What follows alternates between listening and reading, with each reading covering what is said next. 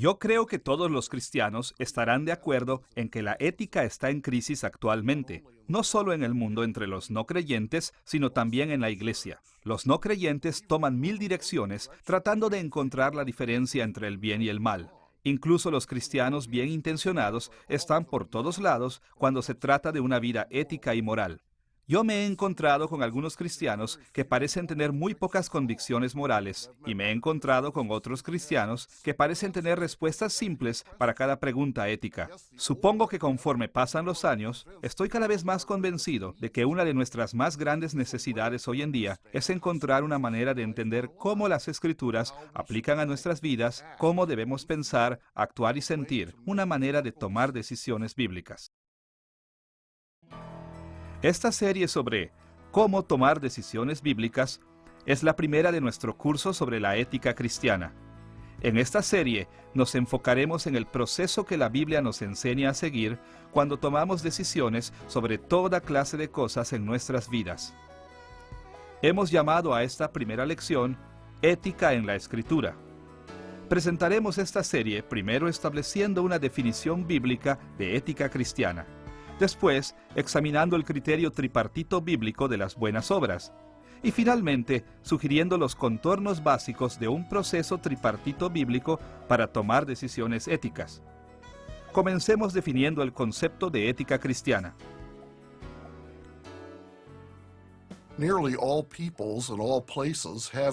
Casi todo el mundo tiene sistemas éticos.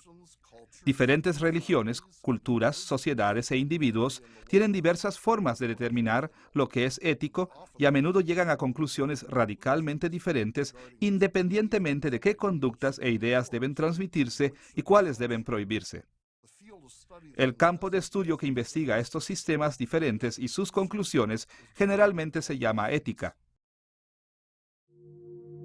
En términos generales, la ética es el estudio del bien y el mal moral, el estudio de lo que es bueno y lo que es malo.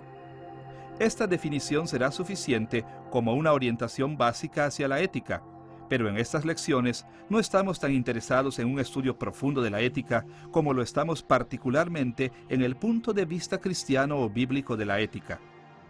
Definiremos la ética cristiana como teología, viéndola como un medio para determinar qué personas humanas, hechos y actitudes reciben la bendición de Dios y cuáles no. Para entender la importancia de nuestra perspectiva en la ética cristiana, veremos 3 aspectos de esta definición. Primero, notaremos cómo atrae la atención a Dios y sus bendiciones. Segundo, veremos todo lo que abarca la ética cristiana. Y tercero, tomaremos nota de cómo la ética cristiana va más allá de los simples hechos. Considere primero cómo nuestra definición se enfoca en la ética como algo de Dios y sus bendiciones.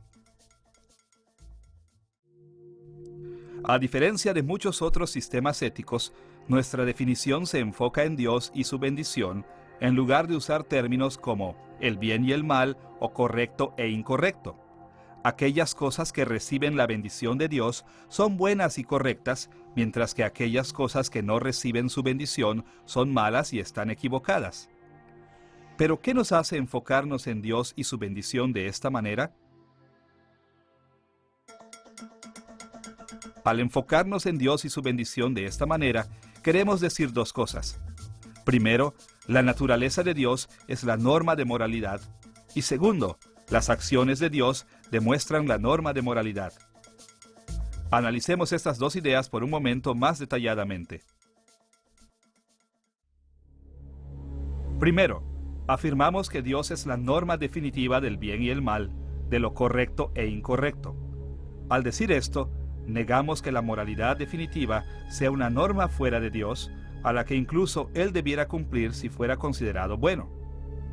Por el contrario, afirmamos que Dios no se somete a ninguna norma fuera de Él y que todo lo que está de acuerdo con su carácter es bueno y correcto, mientras que todo lo demás es malo e incorrecto.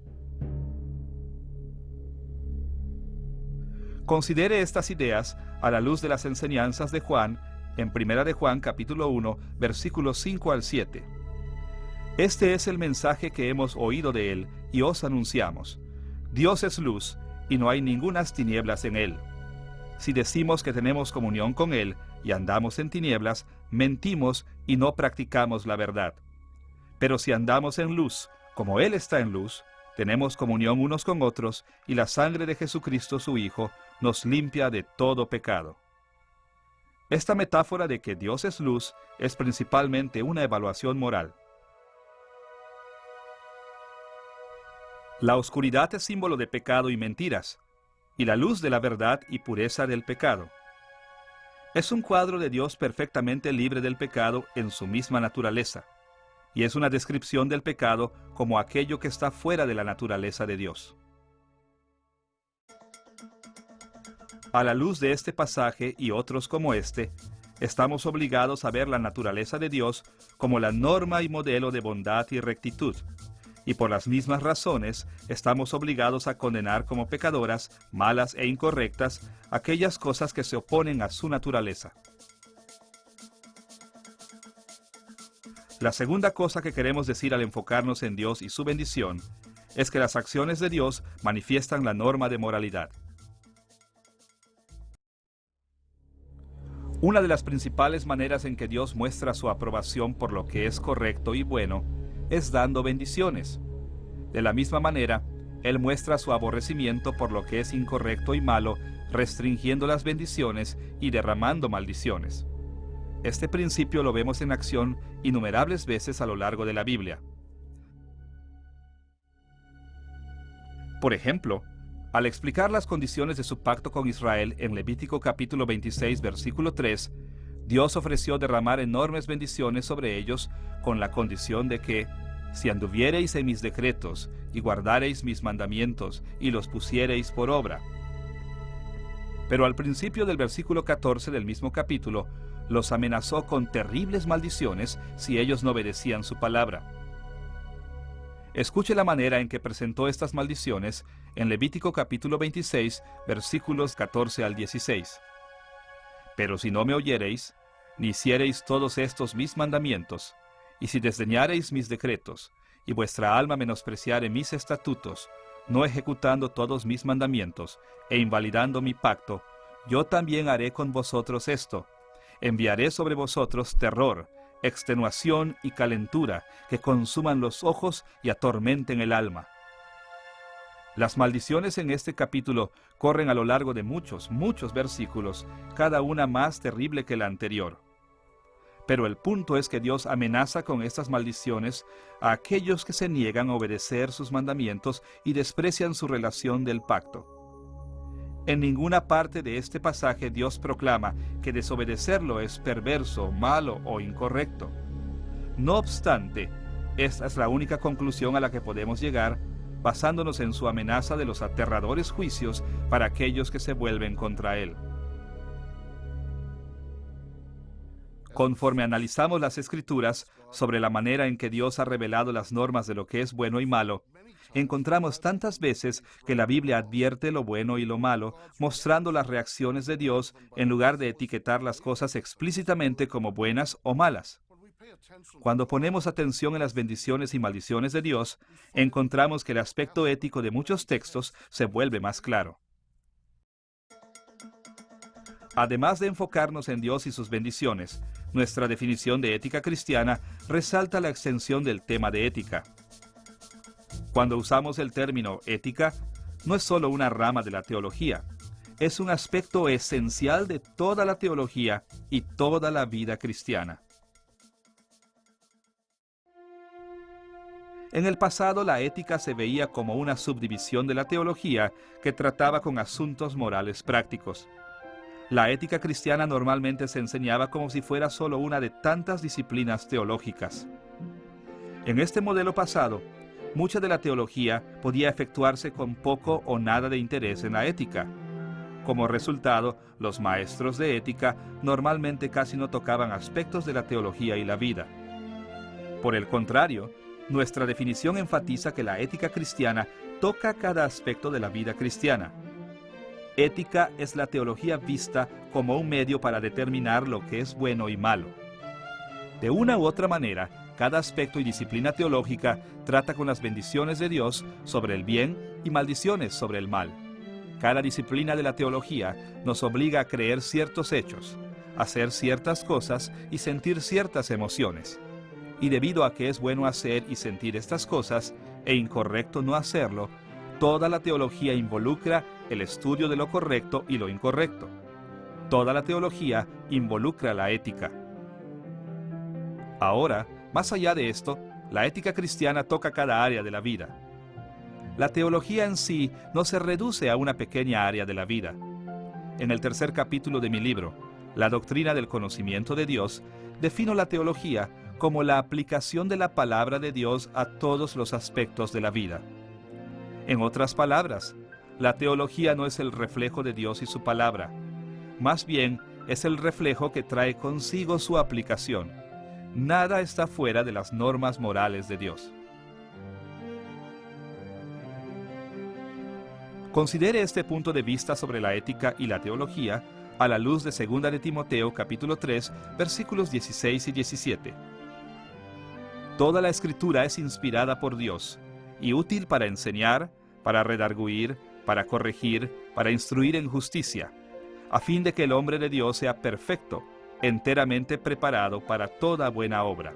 Enseñar, redarguir, corregir e instruir resumen la manera en que aplicamos las Escrituras a nuestras vidas. Podríamos interpretar este versículo como: toda la Escritura es útil para la teología, la cual prepara al hombre de Dios para hacer lo que es moralmente correcto en cada parte de su vida. En pocas palabras, la ética cristiana toca cada área de la vida. Además de enfocarnos en todo lo que abarca el tema de la ética, nuestra definición no solo se refiere a la conducta, como es común en muchos sistemas éticos, sino también a las actitudes y naturaleza de cada individuo. Nuestra definición de la ética cristiana describe cuáles son las acciones y actitudes de los seres humanos que reciben bendiciones de Dios y cuáles no. Las normas morales de Dios son las que nos dan responsabilidad en nuestras acciones, en los pensamientos e inclinaciones de nuestro corazón y en nuestra misma naturaleza. Ahora podemos decir con certeza que la Biblia enfatiza la buena conducta. Y generalmente, para la mayoría de las personas, es obvio que las acciones pueden ser propiamente consideradas buenas o malas, para no tomar mucho tiempo explicando la razón de incluir la conducta en esta definición. Pero también debemos recordar que las Escrituras ven las actitudes como moralmente buenas o malas. Muchos creyentes bien intencionados piensan que nuestras actitudes y emociones son amorales, esto es, que no son ni buenas ni malas. Pero las Escrituras muestran una y otra vez que nuestros sentimientos pueden declararse como moralmente buenos o denunciarse como moralmente malos. Puesto que la Biblia enseña a los cristianos a conformar cada aspecto de sus vidas y de su ser a las normas morales de Dios, la ética cristiana no solo debe dirigirse a la conducta, sino también a las emociones, orientaciones, predilecciones, inclinaciones, preferencias, pensamientos, imaginaciones, creencias y a nuestra propia naturaleza. Por ejemplo, en Mateo capítulo 5, versículo 22, Jesús enseñó que cualquiera que se enoje contra su hermano será culpable de juicio. Y en Mateo capítulo 5, versículo 28 agregó que cualquiera que mira a una mujer para codiciarla, ya adulteró con ella en su corazón. En ambos casos, Jesús condenó como pecadoras las emociones y actitudes del corazón, independientemente de que éstas motivaran a la persona a actuar. De hecho, Él enseñó que estas actitudes violaban los mismos mandamientos que prohíben las acciones pecaminosas. También considere la manera en la que describe el corazón humano en Marcos capítulo 7, versículos 21 al 23. Porque de dentro del corazón de los hombres salen los malos pensamientos, los adulterios, las fornicaciones, los homicidios, los hurtos, las avaricias, las maldades, el engaño, la lascivia, la envidia, la maledicencia, la soberbia, la insensatez. Todas estas maldades de dentro salen. Las actitudes malas no solo son moralmente incorrectas en sí mismas, también son la raíz de acciones malas. Siguiendo las Escrituras, También hablaremos de personas moralmente buenas y malas. Y la conducta mala fluye de un corazón malo. Un corazón malo fluye de una naturaleza mala. Por esta razón, si debemos agradar a Dios, no es suficiente que nuestras acciones y actitudes sean moralmente buenas. También debemos ser esencialmente personas buenas. Debemos tener una buena naturaleza. Las Escrituras se dirigen a este aspecto de nuestro ser en Romanos capítulo 8, versículos 5 al 9, donde Pablo escribió: Porque los que son de la carne piensan en las cosas de la carne, pero los que son del Espíritu, en las cosas del Espíritu. Los designios de la carne son enemistad contra Dios, porque no se sujetan a la ley de Dios, ni tampoco pueden. Mas vosotros no vivís según la carne, sino según el Espíritu, si es que el Espíritu de Dios mora en vosotros. Abreviando, todos los no creyentes que viven según la carne tienen una naturaleza mala y por consiguiente sus acciones y actitudes también son malas. Pablo identificó la naturaleza caída como la fuente de una mente que es hostil ante Dios y que no puede ni se somete a la ley de Dios. A diferencia de los no creyentes, los creyentes tenemos la presencia del Espíritu Santo, y cuando él escribió de aquellos que viven de acuerdo con el Espíritu, se refirió a los creyentes con una naturaleza nueva porque tienen la presencia del Espíritu Santo. Esto significa que los creyentes tienen un antídoto contra la naturaleza caída y poseen la habilidad de someterse a las normas de ética de Dios.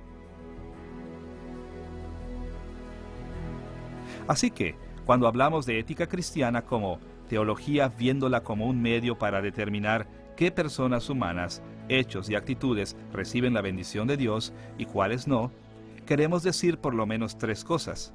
Primero, Dios mismo es la norma de ética. Solamente Él es la regla por la que el bien y el mal son medidos.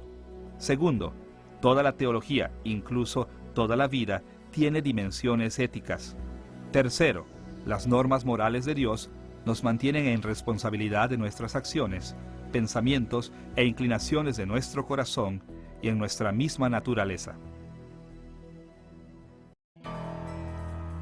Ahora que hemos definido lo que queremos decir cuando hablamos de ética cristiana, debemos volver nuestra atención al criterio tripartito bíblico de lo que es éticamente bueno. Una manera muy útil de analizar las enseñanzas de la Biblia sobre este tema tan complejo es ver la manera en la que la Confesión de Fe de Westminster define las buenas obras de los no creyentes. Ponga atención al capítulo 16, párrafo 7, donde la Confesión de Fe de Westminster hace algunas distinciones importantes acerca de las buenas obras realizadas por los no creyentes. Las obras hechas por hombres no regenerados puedan ser cosas que Dios ordena y de utilidad tanto para ellos como para otros. Sin embargo, porque proceden de un corazón no purificado por la fe y no son hechas en la manera correcta de acuerdo con la palabra, ni para un fin correcto, la gloria de Dios, por lo tanto son pecaminosas y no pueden agradar a Dios ni hacer a un hombre digno de recibir la gracia de parte de Dios. Desde afuera, vemos aquí que la Confesión de Westminster admite debidamente que hay un sentido en el que los no creyentes hacen las cosas que Dios manda. Más aún, reconoce también que las acciones de los no creyentes pueden producir resultados buenos y beneficiosos para ellos y para otros. En otras palabras, en un sentido, los no creyentes pueden hacer cosas que parecen estar dentro de nuestra definición de una vida ética, acciones como para traer la bendición de Dios. En este tema, las Escrituras están de acuerdo. Por ejemplo, en Mateo capítulo 7, versículos 9 al 11, el Señor habló estas palabras: ¿Qué hombre hay de vosotros que si su hijo le pide pan, le dará una piedra? ¿O si le pide un pescado, le dará una serpiente? Pues si vosotros, siendo malos, sabéis dar buenas dádivas a vuestros hijos, ¿cuánto más vuestro Padre que está en los cielos dará buenas cosas a los que le pidan? Es muy común para las personas en general hacer algunas cosas que son superficialmente buenas, como amar y mantener a sus hijos. De hecho, sería muy difícil encontrar a una persona que nunca haya hecho algo alguna vez que superficialmente se pareciera a las obras que Dios aprueba, o a quien nunca una vez mantuvo una actitud semejante a aquellas que inspiran las bendiciones de Dios. Así que hay un sentido superficial en que incluso los no creyentes pueden hacer las cosas que Dios ordena y beneficiarse de ellas. No obstante, la Confesión de Fe de Westminster acertadamente no permite que este tema permanezca en este punto. Por el contrario, señala que las acciones aparentemente virtuosas que los no creyentes realizan no son lo que parecen ser. Note lo que la confesión dice: estas acciones son pecado. Ellas no pueden agradar a Dios o hacer a alguien digno de la gracia de Dios. Aunque podemos aplaudir a los no creyentes cuando ellos atienden superficialmente a los mandamientos de Dios, debemos recordar que no son verdaderamente honestos. Ellos no son lo suficientemente buenos para agradar a Dios o para ganar la bendición de la salvación. Pero, ¿por qué es esto? ¿Cómo pueden ser pecaminosas las acciones que superficialmente se ajustan a los mandamientos de Dios? Como veremos, la obediencia a los mandamientos de Dios debe de ser con el propósito correcto.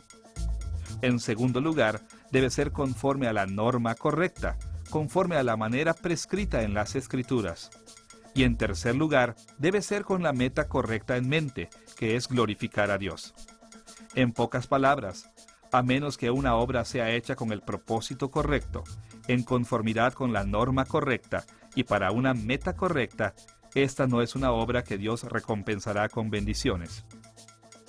En primer lugar, echemos un vistazo más de cerca al propósito correcto.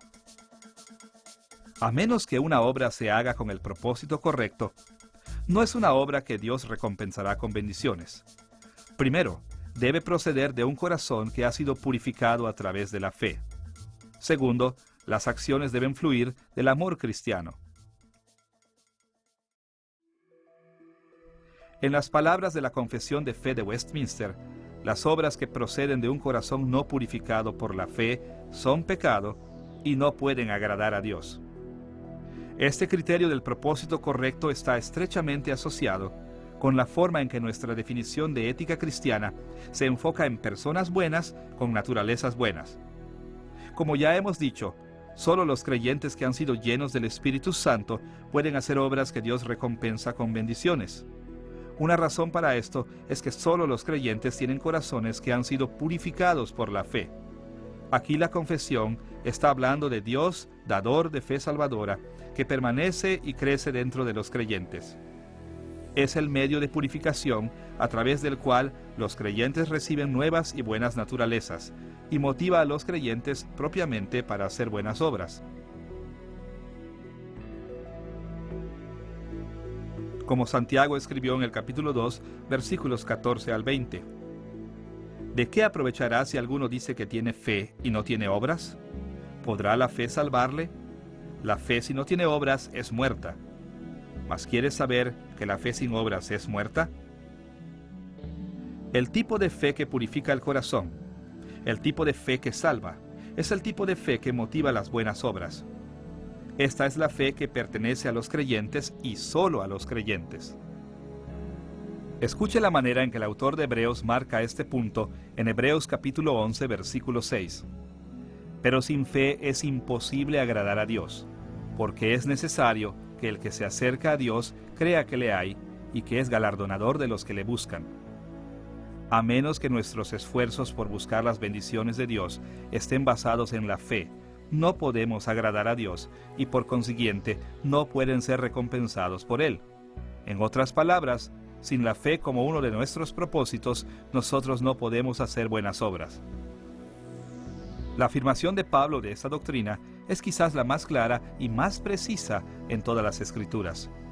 En Romanos capítulo 14, versículo 23, él escribió: todo lo que no proviene de fe es pecado. Las acciones deben fluir de la fe salvadora si se quiere agradar a Dios con ellas como buenas obras. Además de la necesidad de la fe salvadora, las Escrituras enfatizan también el tema del propósito apropiado al enfocarse tanto en el amor cristiano. Considere que en 1 Corintios capítulo 13, Pablo enseñó que nuestras obras son inútiles si éstas no son motivadas por el amor. En los versículos 1 al 3, él escribió: Si yo hablase lenguas humanas y angélicas, y no tengo amor, vengo a ser como metal que resuena, o címbalo que retiñe. Y si tuviese profecía, y entendiese todos los misterios y toda ciencia, y si tuviese toda la fe, de tal manera que trasladase los montes, y no tengo amor, nada soy. Y si repartiese todos mis bienes para dar de comer a los pobres, y si entregase mi cuerpo para ser quemado, y no tengo amor, de nada me sirve. Las obras, e incluso los dones espirituales, que producen resultados benéficos, no merecen ninguna recompensa si estos no son motivados por el amor. Y como ya hemos visto, las cosas que no merecen ninguna recompensa no son buenas a los ojos de Dios. También vemos esta preocupación en la manera en que Jesús resumió la revelación de Dios en las Escrituras, en Mateo capítulo 22, versículos 37 al 40. Amarás al Señor tu Dios con todo tu corazón, y con toda tu alma, y con toda tu mente. Este es el primero y grande mandamiento. Y el segundo es semejante: amarás a tu prójimo como a ti mismo. De estos dos mandamientos depende toda la ley y los profetas. Rechazar la ley de Dios es rechazarlo a Él, que se ofrece a nosotros en una relación de pacto. Y desobedecer su ley es pecar. Aquí Jesús nos enseña que la propia ley y el resto del Antiguo Testamento también requieren, sobre todas las cosas, que amemos al Señor y a nuestro prójimo.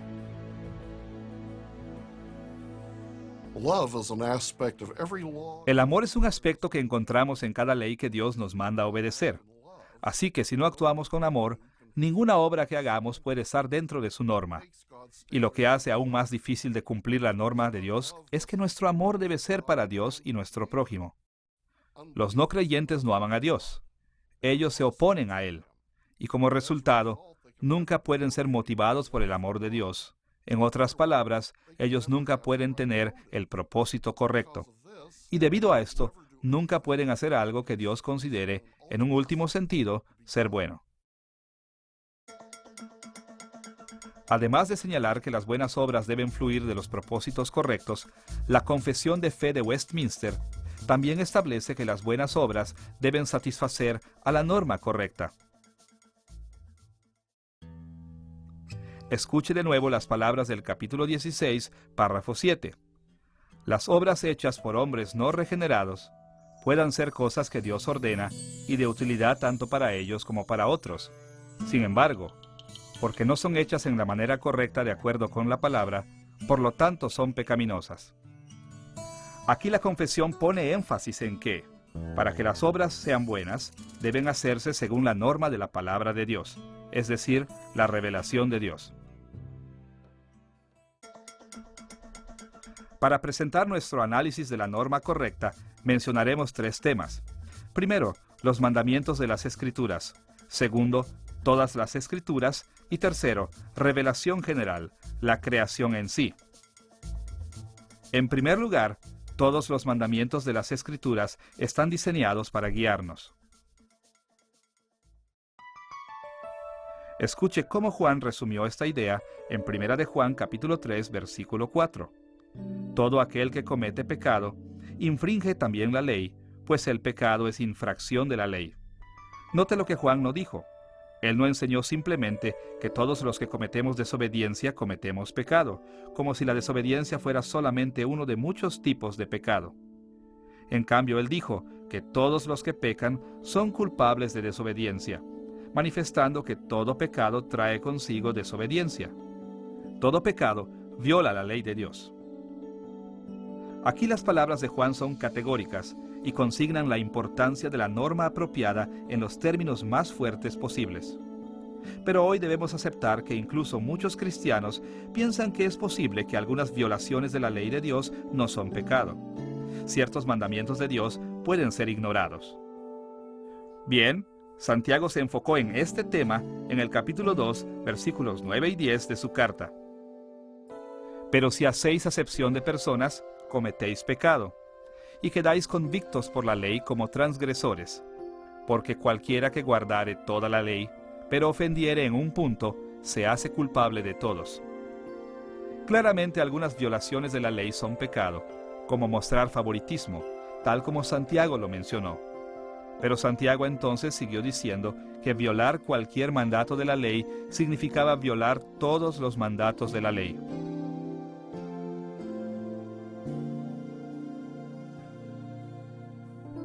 Porque la ley es un todo unificado que refleja el carácter de Dios y su naturaleza, transgredir cualquier parte de ella es en algunos sentidos transgredir toda la ley, y es pecar contra Dios mismo. Por consiguiente, si cualquier violación de la ley es pecado, todas las violaciones de la ley son pecado. Ahora, nosotros analizaremos más profundamente este tema en lecciones futuras. Pero en principio debemos hacer aquí una firme distinción entre la ley de Dios y su aplicación. Desde una perspectiva bíblica, cada ley está enlazada firmemente en los seguidores de Cristo. Pero el proceso de aplicación es complejo. Tan complejo que la obediencia en una situación puede parecer muy diferente de la obediencia en otra situación.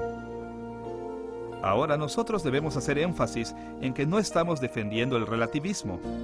No es verdad que la Biblia significa cosas diferentes para diferentes personas y que todos estos significados son igualmente válidos.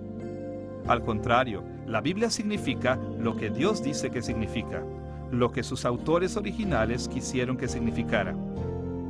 La palabra de Dios es nuestra norma obligatoria y no podemos alejarnos de ella. Por consiguiente, tenemos argumentos para decir que todas las buenas obras deben concordar con la norma de ley bíblica. En segundo lugar, la norma apropiada requiere sumisión a la Biblia entera. La Confesión de Fe de Westminster no dice solamente que la ley de Dios es un criterio de todas las buenas obras, sino que la palabra de Dios es en su totalidad un criterio de buenas obras. Es decir, las buenas obras deben hacerse conforme a la enseñanza de toda la revelación sobre todas las Escrituras, incluso de acuerdo a esos segmentos que no son formalmente parte de la ley. Por ejemplo, considere que incluso la propia ley recurre a otras porciones de las Escrituras como base para sus mandamientos. Por ejemplo, en los 10 mandamientos, el mandamiento sabático apela a la creación como la base de su autoridad. En Éxodo capítulo 20, versículos 9 al 11, leemos: 6 días trabajarás y harás toda tu obra, mas el séptimo día es reposo para Jehová tu Dios. Porque en 6 días hizo Jehová los cielos y la tierra, el mar y todas las cosas que en ellos hay, y reposó en el séptimo día.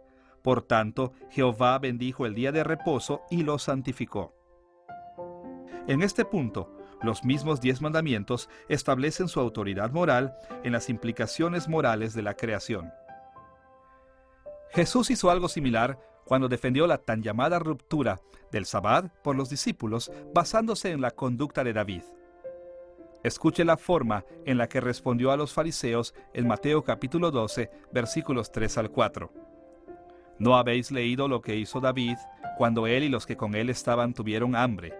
Cómo entró en la casa de Dios y comió los panes de la proposición, que no les era lícito comer ni a él ni a los que con él estaban, sino solamente a los sacerdotes. Jesús aprobó las acciones de David y extrajo una aplicación moral de ellas. Incluso hizo esto a pesar de que este hecho no era parte del código legal. Así que vemos que en la Biblia no solo es la ley tratada como la norma para las buenas obras, también están las otras porciones. Pero esto no debe parecernos extraño. Después de todo, anteriormente en esta lección leímos en 2 de Timoteo, capítulo 3, versículos 16 y 17, toda la Escritura es inspirada por Dios, y útil para enseñar, para redarguir, para corregir, para instruir en justicia, a fin de que el hombre de Dios sea perfecto, enteramente preparado para toda buena obra. Pablo no limitó los aspectos morales de las Escrituras a las partes que contienen mandamientos y códigos legales. Más bien, insistió en que todas las Escrituras eran útiles para la instrucción ética, que todas las Escrituras ponen demandas morales en nosotros. Por consiguiente, si nuestras acciones han de ser moralmente buenas, deben de satisfacer las normas de todas las Escrituras. Pero también hemos dicho que la palabra de Dios es aún más amplia que las Escrituras. En un sentido muy importante, la revelación de Dios en la propia creación es parte de su palabra. Así que la revelación de Dios dada a través de la creación, que es normalmente llamada revelación general, también es parte de la norma para las buenas obras. Uno de los lugares más claros en el que nosotros encontramos esta idea en las Escrituras es en Romanos capítulo 1, versículo 20. Allí Pablo escribió: porque las cosas invisibles de Él, Dios, su eterno poder y deidad, se hacen claramente visibles desde la creación del mundo, siendo entendidas por medio de las cosas hechas, de modo que no tienen excusa. Pablo va entonces más allá para sostener que, a pesar de lo que los hombres sepan sobre las normas morales de Dios por medio de la revelación general, ellos prefieren pecar.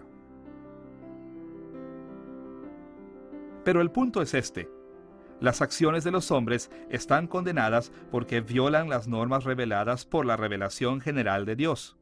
O para explicarlo en los términos que hemos estado usando, la revelación general es parte de la palabra de Dios y parte del criterio al que las buenas obras deben ajustarse. Así que, para recapitular lo que hemos dicho, las Escrituras enseñan que las buenas obras deben ajustarse a la palabra de Dios como se revela en la ley, a lo largo de las Escrituras y en la creación. Además de necesitar la motivación correcta y ajustarse a la norma de la palabra de Dios, todas las buenas obras deben tener el fin o meta correctos. Ahora, las buenas obras pueden tener un sinnúmero de metas inmediatas. Por ejemplo, cuando los padres ganan el dinero para pagar por la comida, casa y vestido, su meta inmediata es apoyar a ellos y sus familias.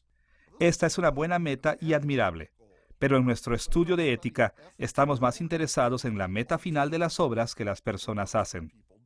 Si nuestras obras son para agradar a Dios, las metas inmediatas como cuidar a nuestras familias, obedecer a nuestros padres, guardar el Sabbat y cosas así, deben de ser parte de un cuadro más grande. Debemos hacer estas cosas porque, en esencia, nosotros queremos glorificar a Dios viviendo en el modo en el que le agrada. Las Escrituras nos enseñan en muy diferentes formas que la gloria de Dios es una meta central, fundamental en nuestras vidas. Esto es, con ejemplos específicos y en principios generales. Uno de esos ejemplos aparece en las instrucciones de Pablo sobre comer carne vendida en el mercado.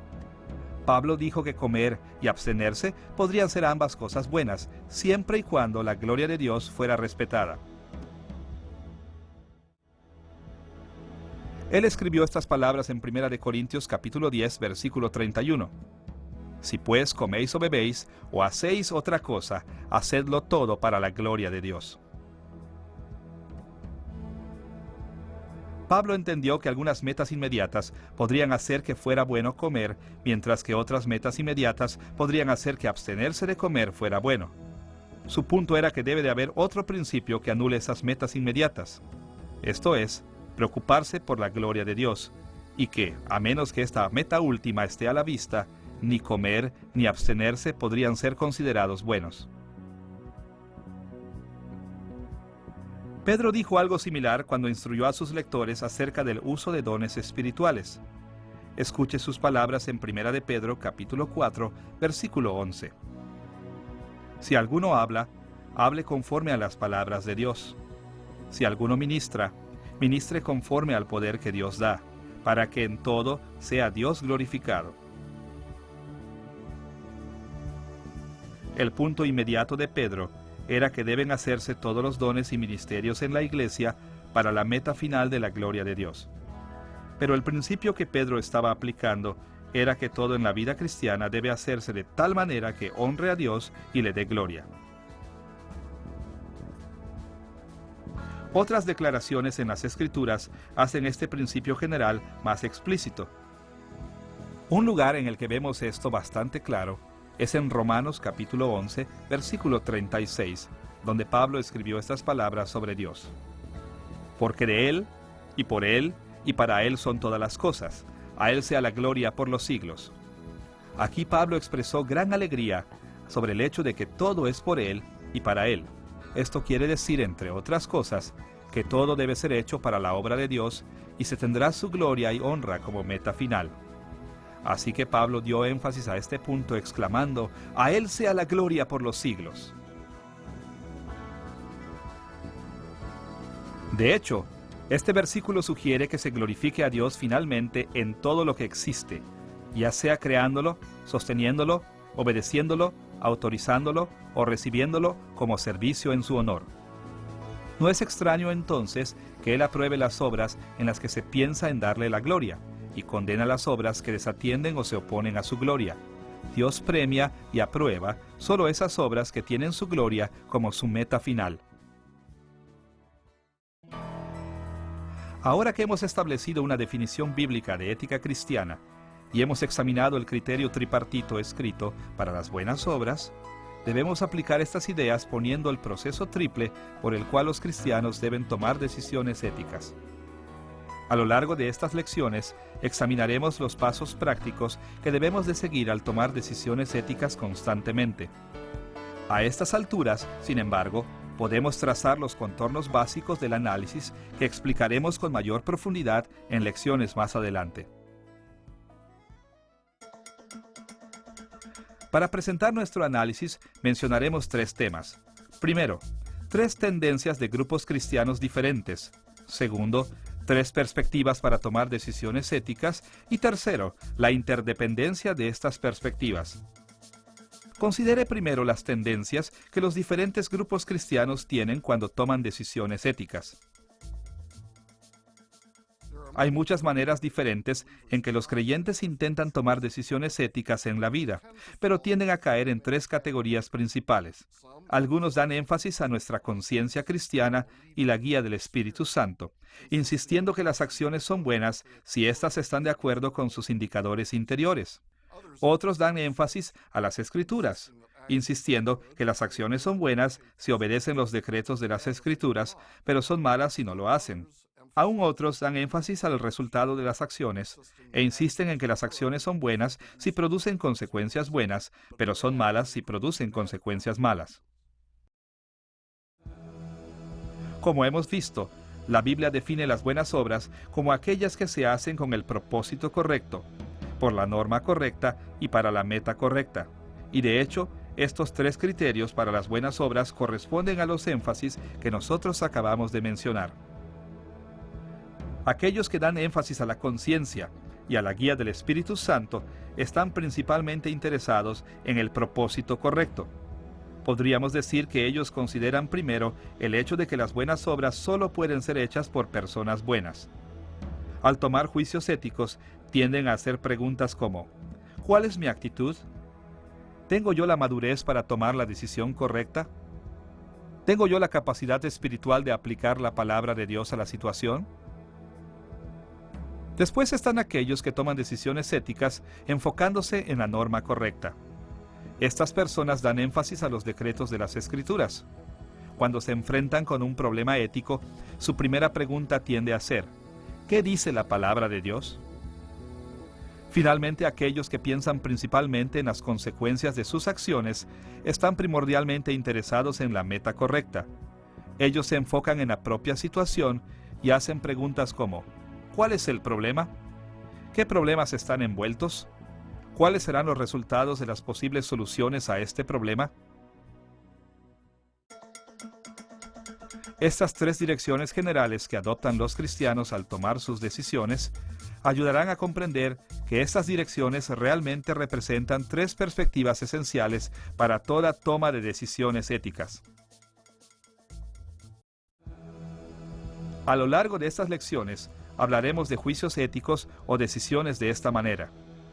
El juicio ético involucra la aplicación de la palabra de Dios a una situación por una persona. Esta definición entrelaza muchas cosas que ya hemos dicho. Mencionamos la palabra de Dios porque la revelación divina es la norma por la que nosotros debemos medir todos los juicios. El término situación nos recuerda el problema. la meta y las consecuencias de las soluciones que debemos considerar. Y mencionamos a una persona para enfatizar la importancia de la naturaleza de una persona, propósito y conciencia al determinar cursos correctos de acción. Así que, en efecto, nosotros estamos sugiriendo que solo pueden tomarse decisiones morales cuando las tres direcciones conjuntas se toman adecuadamente en cualquier problema dado.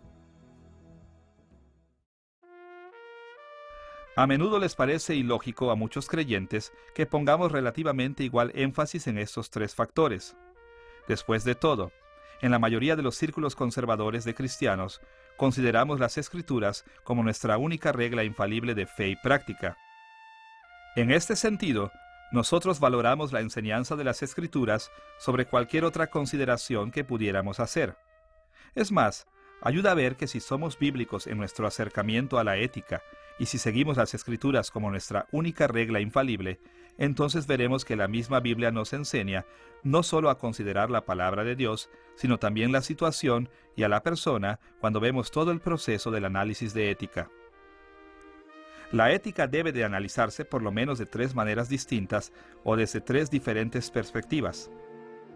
La ética debe de analizarse desde la perspectiva de la palabra de Dios, desde la perspectiva de la situación y desde la perspectiva de la persona. Y bíblicamente, las visiones de todas estas perspectivas son valiosas.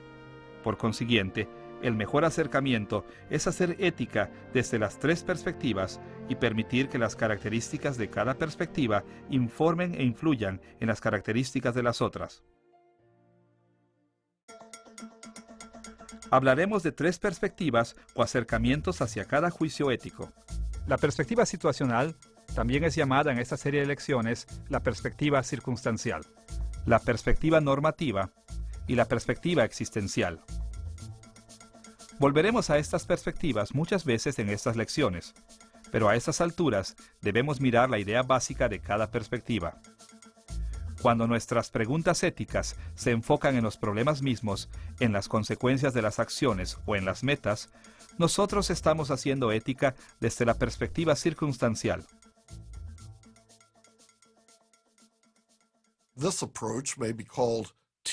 Este acercamiento puede llamarse teleológico, porque se enfoca en el fin o el resultado de las acciones. Acercarse a la ética desde la perspectiva circunstancial involucra notar las relaciones de medios afines en la economía de Dios, haciéndose preguntas como: ¿cuáles son los mejores métodos para lograr los propósitos de Dios? También incluye apelaciones a una conducta moral basada en el ejemplo anterior de Dios, Jesús y otros personajes moralmente buenos en las Escrituras. Las Escrituras mismas frecuentemente adoptan esta perspectiva y nos animan a que hagamos lo mismo cuando nos instruyen en temas éticos, apelando a la soberanía de Dios, mando providencial de su creación. Esto es particularmente evidente cuando se refiere a los eventos de redención o al tomar a Dios, Jesús y otros como modelos para nuestra conducta. Por ejemplo, en Romanos capítulo 6, versículos 2 al 4, Pablo defendió que nuestra muerte al pecado y nuestro morir con Cristo tuvo lugar para que un fin específico pudiera lograrse, a saber, que pudiéramos vivir moralmente apartados del pecado. Porque los que hemos muerto al pecado, ¿cómo viviremos aún en él? ¿O no sabéis que hemos sido bautizados en su muerte, de Cristo, a fin de que como Cristo resucitó de los muertos, así también nosotros andemos en vida nueva? Al hacer esto, Él no se enfocó en los mandamientos de Dios o en la influencia del Espíritu Santo en nuestras vidas y conciencias, sino en los hechos de la situación, incluyendo los eventos de redención y los fines para los cuales fuimos salvados. Pablo también cerró el capítulo 6 de Romanos con una perspectiva circunstancial en ética. Él escribió estas palabras en Romanos capítulo 6, versículos 20 al 22. Porque cuando erais esclavos del pecado, erais libres acerca de la justicia. Pero ¿qué fruto teníais de aquellas cosas de las cuales ahora os avergonzáis? Porque el fin de ellas es muerte. Mas ahora que habéis sido libertados del pecado y hechos siervos de Dios, tenéis por vuestro fruto la santificación y como fin la vida eterna. Pablo animó a sus lectores a que vivieran vidas santas, morales y abstenerse de los pecados que ellos cometieron una vez. Pablo sostuvo que viviendo vidas santas, ellos obtendrían vida eterna. Aquí, él también argumentó con base en las consecuencias, pero esta vez se enfocó en el premio que se daría en respuesta a una vida santa. Pedro también presentó argumentos circunstanciales para la conducta moral. Escuche la manera en que razonó en 1 de Pedro, capítulo 2, versículo 21. Cristo padeció por nosotros, dejándonos ejemplo para que sigáis sus pisadas.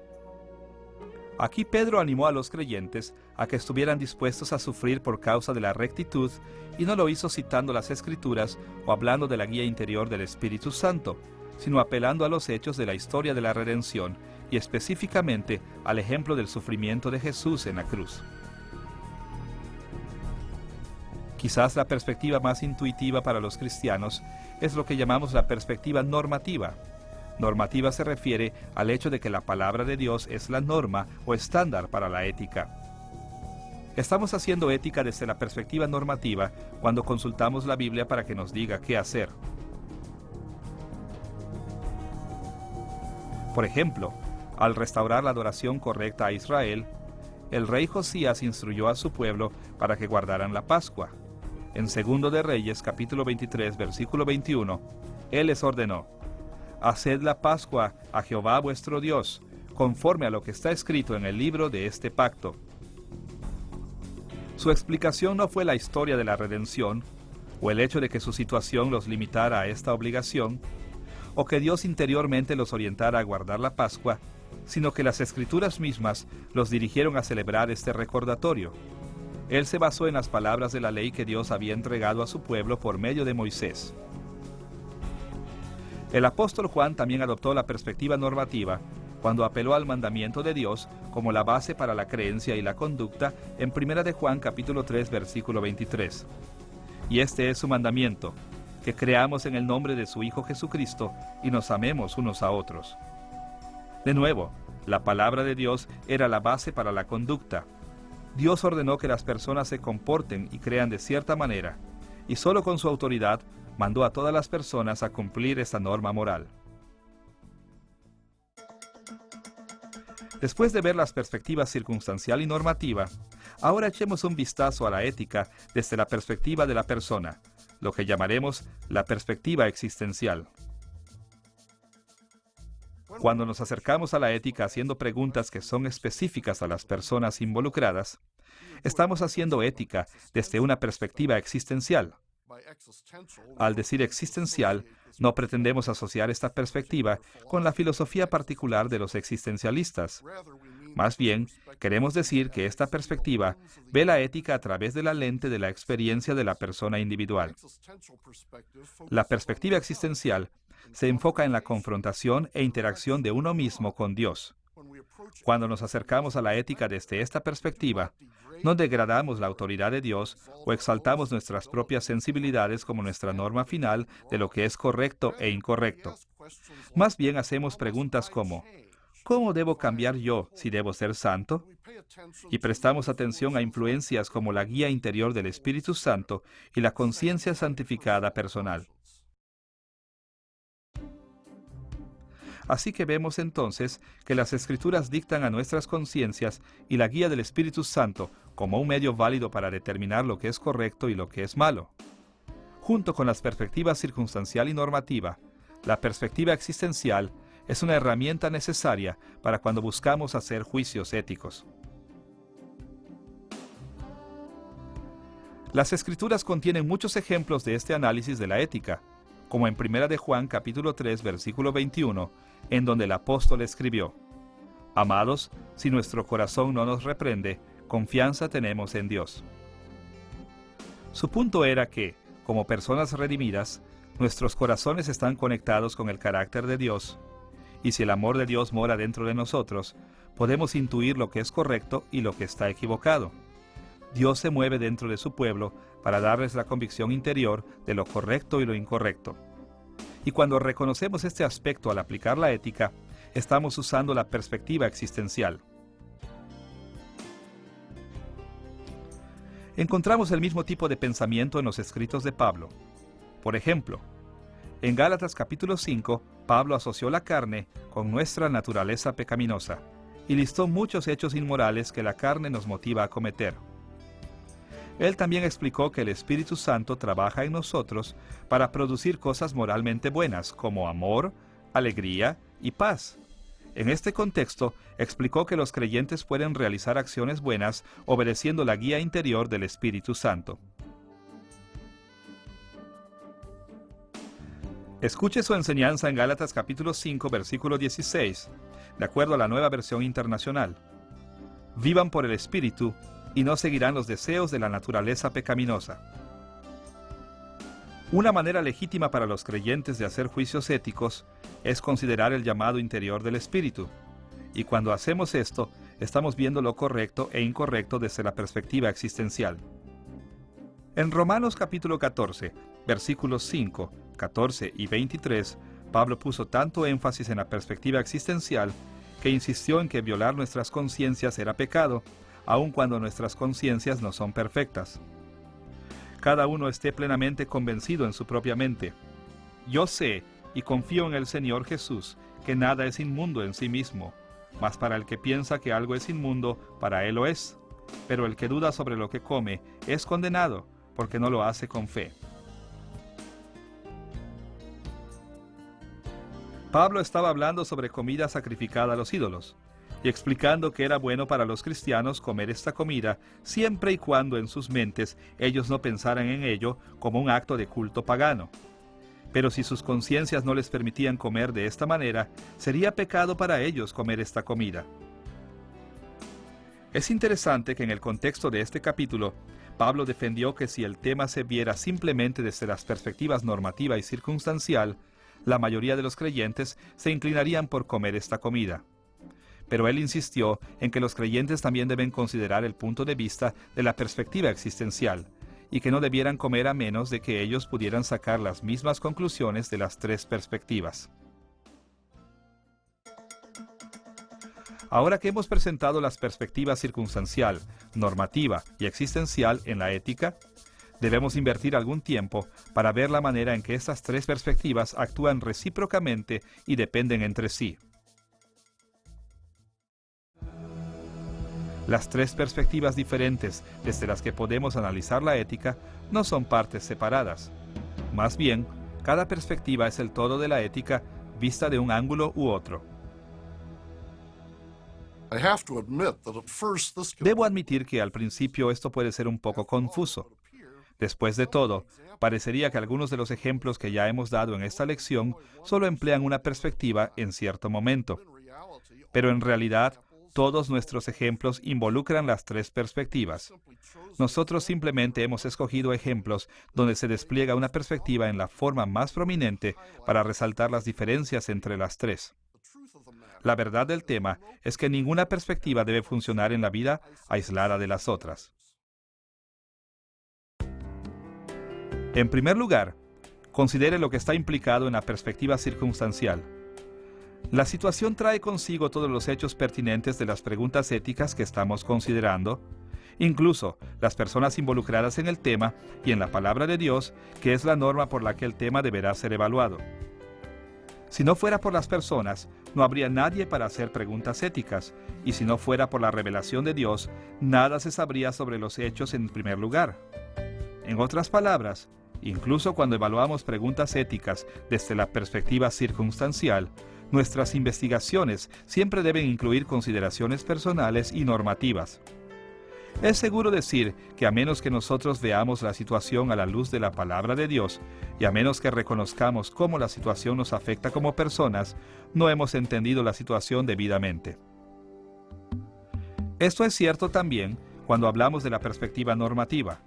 Si no podemos aplicar las palabras de las Escrituras a nuestras situaciones y a nosotros mismos, realmente no hemos entendido las Escrituras.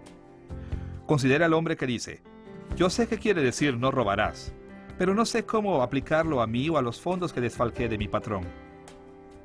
Esta persona ciertamente no tiene un concepto adecuado de las palabras no robarás. Él dice entender los requisitos normativos, pero su fracaso para ser capaz de comprender un contexto circunstancial al que estos aplican, demuestra que en realidad él apenas tiene una pequeña idea de lo que la Biblia nos pide. Y por supuesto, lo mismo puede decirse sobre la perspectiva existencial. No podemos entender debidamente al ser en sí, a menos que lo veamos en el contexto de su situación y lo interpretemos debidamente por la palabra de Dios. Nuestras conciencias deben estar guiadas por las Escrituras si queremos intuir correctamente, y también debemos saber los hechos de una situación antes de que nuestra conciencia pueda señalar nuestras responsabilidades debidamente.